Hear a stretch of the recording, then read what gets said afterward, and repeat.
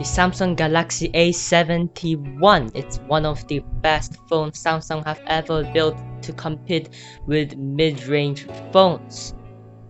Let's unbox it. Alright, let's see what comes in this lovely phone box. So on the left side, first thing you see is the device. On the right side, however, is a plastic piece that usually comes on the phone itself, but this is sticked on the box. Now this is a SIM tool and comes inside are some paperwork for you to start on. So what is this? This is a warranty card and some startup guide. You should be reading that. And then some jelly phone case to protect the phone. Now let's put that aside there and get the phone itself. So the Samsung Galaxy A71 in a lovely light blue color. Wow, now let's put that aside.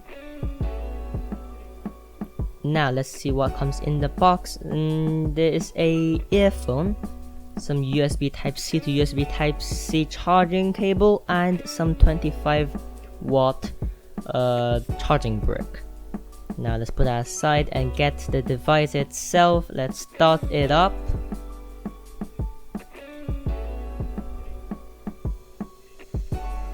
So as you can see, powered by Android, secured by Knox.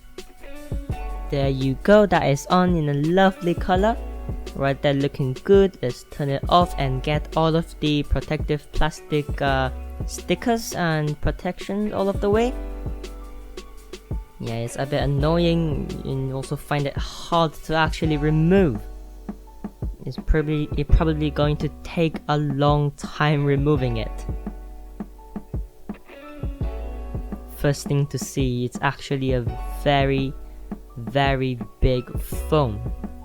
It's a really big fingerprint magnet though. The rear of the phone isn't a in matte finish, it's actually gloss. The whole phone is gloss. Now let's go fast motion so we could quickly get into the reviewing of this phone.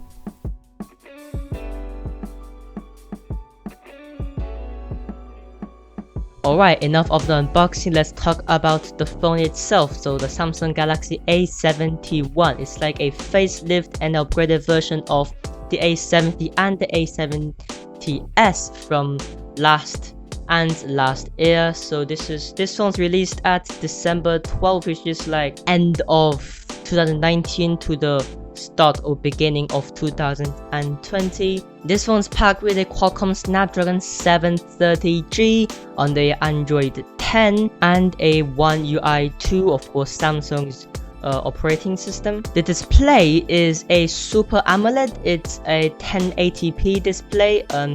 It's pretty good. It's really big with a punch hole in the middle, and we'll talk about the camera later. So this phone has 393 ppi. It's not bad. It's quick. It's not the quickest in the lineup. It's alright. It's not the best. It's not the worst. It's alright for daily uses. So let's talk about the camera. So this is a quad camera figure. It's in this weird rectangular shape. I'm not really a fan of it. I prefer it to be more of a lined up together down below like the previous generations, but I won't complain about it anymore. Let's talk about the camera. So it's got a 64 megapixel main camera, a 12 megapixel ultra wide, a 5 megapixel macro lens, and a 5 megapixel depth sensor. From the front, it is a punch hole camera. It's a 32 megapixel camera, so the rear camera can go up to 4K of shooting video with EIS, also 1080p, and the front can only support 1080p with EIS. As of security, it has a under display fingerprint and the face unlock feature. From this, it's not really that fast. And it's not that slow as well. It's alright to use. It's secured and I think it's good to use. This phone comes with a Gorilla Glass 3 protection display on previously installed on the screen. We can already see some scratches on the phone. It's alright. You might want to get a new display protection as soon as possible because it might not do that job for a long time. So the body, it's all made of plastic. The back looks like it's made of glass, but it's plastic, meaning it doesn't support wireless charging since it's plastic. Now, it's a cool design Samsung has managed to fit in this phone.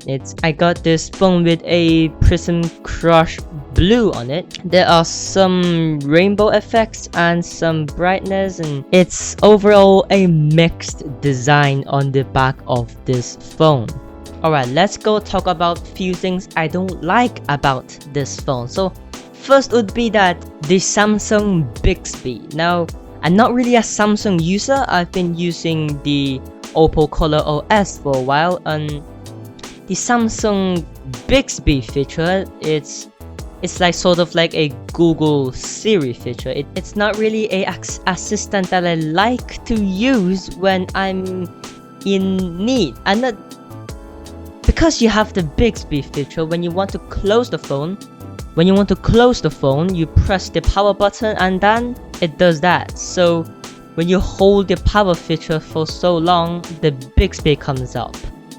And for me, I haven't used a new Samsung for a long time. When you want to close the actual phone, you have to hold the power button and the speaker, the volume button together to actually close the phone itself.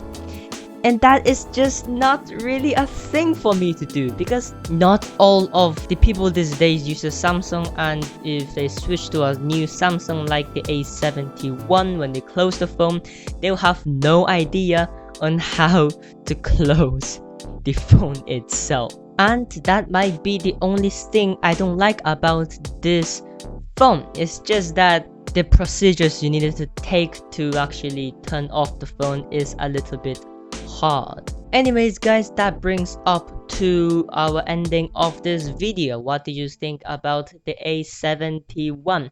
If there are comments, comment down below, and please give this video a like if you enjoyed it and made it helpful. This is our review of the Samsung Galaxy A71. Please subscribe to EMTBR and turn on notifications for more videos like this that you won't miss, and we'll see you next time.